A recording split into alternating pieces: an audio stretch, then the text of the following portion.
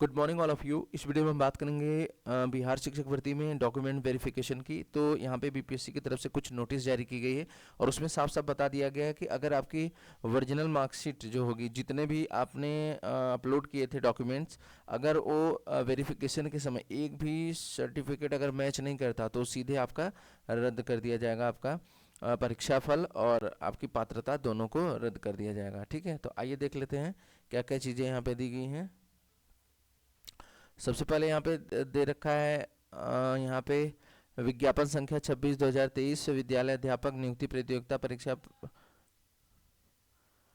परीक्षा फल इस शर्त के साथ प्रकाशित है कि प्रकाशन के पश्चात प्रशासकीय विभाग के द्वारा नियुक्ति काउंसलिंग के समय ऑनलाइन आवेदन करते समय समर्पित वांछित शैक्षणिक प्रशैक्षणिक अर्हता संबंधी प्रमाण पत्रों की जांच उसके मूल प्रति से की जाएगी, जिसमें असफल होने पर ध्यान से पढ़िएगा, ये प्रमाण पत्रों की जांच यहीं से ये देखिए मेन पॉइंट दिया है, प्रमाण पत्रों की जांच उसके मूल प्रति से की जाएगी। ठीक है, जिसमें असफल होने पर, एग्जाम की बात नहीं कर रहा, ये कह रहा है कि प्रमाण पत्र की जो जांच होगी उसमें अगर आप असफल हो रहे हैं तो पात्रता एवं परीक्षा फल, पात्रता और परीक्षा फल दोनों ही रद्द समझी जाएगी। ठीक है, इसलिए आवश्यक है कि अभ्यर्थी द्वारा ऑनलाइन फॉर्म भरते समय अपलोड किए गए कागजात दस्तावेज को डाउनलोड कर सत्यापन के समय, मतलब जो अभी आप देखेंगे बीपीएससी की ऑफिशियल वेबसाइट पे जाएंगे, बीपीएससी की नहीं, जो जिस पे आपने फॉर्म भरा था, अभी आगे मैं बता दूंगा, इसी में दिया भी है।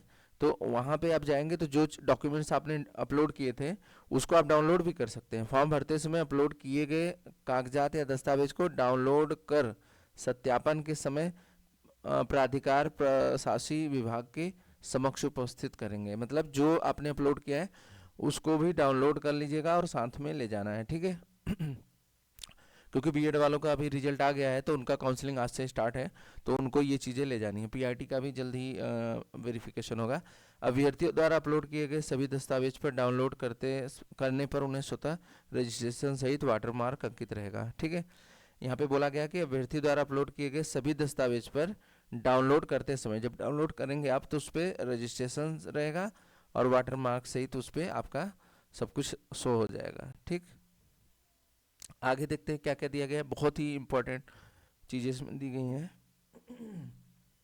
फिर आगे, अतः उक्त परीक्षा से संबंधित सतर्क रूप से सफल अभ्यर्थियों को सूचित किया जाता है कि ऑनलाइन सफल अभ्यर्थी यानी कि जो अभी रिजल्ट आ गया है बीएड वालों का, ऑनलाइन आवेदन भरते समय ऐसा कोई वांछित शैक्षणिक प्रशैक्षणिक अर्हता संबंधी प्रमाण पत्र आयोग के पोर्टल पर अपलोड नहीं किया गया हो तो ऐसे अभ्यर्थी राजपत्रित पदाधिकारी से दस्तावेजों को सत्यापित कर पुनः विभाग द्वारा बिहार पटना द्वारा निर्धारित तिथि पर आयोग के पोर्टल पर अपलोड करेंगे। पुनः आयोग के पोर्टल पर वांछित प्रमाण पत्रों को डाउनलोड कर जिस पर आयोग का वाटरमार्क होगा प्रवासी विभाग के द्वारा आयोजित काउंसलिंग में प्रस्तुत करेंगे। आयोग के वाटरमार्क के बिना कोई प्रमाण पत्र मान्य नहीं स्वीकार्य नहीं होगा। ठीक है, यानी कि जब आप डाउनलोड करेंगे तो उस पर वाटरमार्क जरूर रहेगा और अगर नहीं रहेगा तो याद रखिएगा आप गलत डाउनलोड किया हो, यानी कि मान ही नहीं होगा। ठीक है, स्वीकार नहीं होगा। फिर आगे, अभ्यर्थियों के स्वास्थ्य दिव्यांग आरक्षण में संबंधित, ये भी देखिए बहुत, अगर किसी ने आरक्षण का सर्टिफिकेट बनवाया है तो उसमें प्रमाण पत्रों की जांच की जाएगी। सभी दिव्यांग अभ्यर्थी की दिव्यांगता की जांच अनिवार्य रूप से समक्ष मेडिकल कॉलेज हॉस्पिटल से कराई जाएगी, चाहे वे दिव्यांगता का लाभ लिए बिना ही गुणागुण के आधार पर ही क्यों नहीं सफल घोषित हो जाते हैं। ऐसा इसलिए आवश्यक है क्योंकि उसमें दिव्यांगता के आधार पर परीक्षा में अतिरिक्त समय का लाभ दिया गया है। ठीक है, आगे देखिए,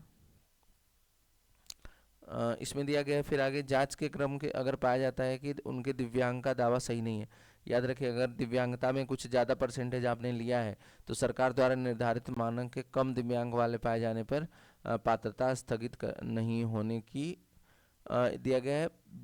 दिव्यांगता पाए जाने एवं पात्रता स्थापित नहीं होने की स्थिति में ऐसे अभ्यर्थियों को कदाचार की श्रेणी में मानते हुए उनका परीक्षा फल स्वतः रद्द समझा जाएगा और उन्हें दोषी मानते हुए सम्मत अग्रेतर कार्रवाई की जाएगी। ठीक है, उनके ऊपर कार्रवाई भी की जा सकती है। फिर आगे है, कार्मिक एवं प्रशासनिक सुधार विभाग के संकल्प ज्ञापांक 2374 दिनांक 16/7/2007 दिया गया है। तो ये सारी चीज़ें हैं, आप देख सकते हैं के अनुसार लिखित परीक्षा में शामिल सामान्य वर्ग के उम्मीदवारों को, जो ये आया था 40% होना चाहिए, पिछड़े वर्ग को 36.5%, फिर आगे अत्यंत पिछड़े वर्ग को 34% और अनुसूचित जाति एवं अनुसूचित जनजाति महिलाओं तथा दिव्यांगों के लिए यहाँ पे देख सकते हैं उम्मीदवारों को 32% न्यूनतम अंक प्राप्त करना अनिवार्य होगा, अन्यथा वे परीक्षा में बाहर हो जाएंगे। उक्त क्रम में बिहार राज्य विद्यालय अध्यापक नियुक्ति स्थानांतरण अनुशासनिक कार्यवाही एवं सेवा शर्त, ये सारी चीज़ें हैं यहाँ पे देख सकते हैं। मेन पॉइंट वही है कि डॉक्यूमेंट्स अपना अच्छा रखिएगा। फिर आगे मैं देख लेता हूँ इसमें कोई कुछ और भी इम्पोर्टेंट पॉइंट हैं तो मैं डिस्कस कर देता हूँ। फिर यहाँ पे भी दिया गया है, हाँ यहाँ पे भी ये पॉइंट थोड़ा सा देख लेते हैं।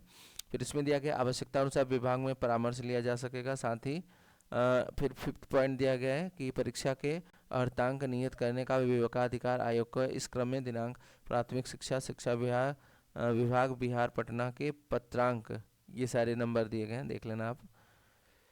और इसमें यहाँ पे मेन पॉइंट लग रहा है मुझे, संबंधित परीक्षा के अर्हतांक का निर्धारण इस प्रकार किया जाए कि संभवतः कम से कम 75% रिक्तियां भरी जा सके। अतः विज्ञापन संख्या 26/2023 अध्यापक नियुक्ति प्रतियोगिता परीक्षा में निर्धारित न्यूनतम अर्हतांक के संशोधन के विंद पर दिनांक 9/8/2023 के आयोग की पूर्ण पीठ की 21वीं बैठक में विचारोपरांत शिक्षा विभाग द्वारा प्राप्त पत्र के आलोक में प्रकाशित विज्ञापन कंटिका 4 चयन प्रक्रिया, लिखित परीक्षा में विभिन्न कोटि के उम्मीदवारों के लिए हरतांक के संबंध में उल्लेखित प्रावधान में निम्नलिखित संशोधन, परंतु कुल रिक्तियों अथवा कुल अभ्यर्थियों दोनों में से जिसका संख्या कम हो, कम से कम 75% तक अनुशंसा भेजने हेतु आवश्यकता अनुसार उक्त हरतांक अभ्यर्थी हित में इस हद तक शिथिल रखने का निर्णय लिया जाए। ठीक है, तो मतलब बीपीएससी की तरफ से ये बोला जा रहा है, यानी शिक्षा विभाग की तरफ से भी, कि 75% सीटें भरेंगे, लेकिन अभी जो रिजल्ट आया है उसमें 25% रिजल्ट आया है।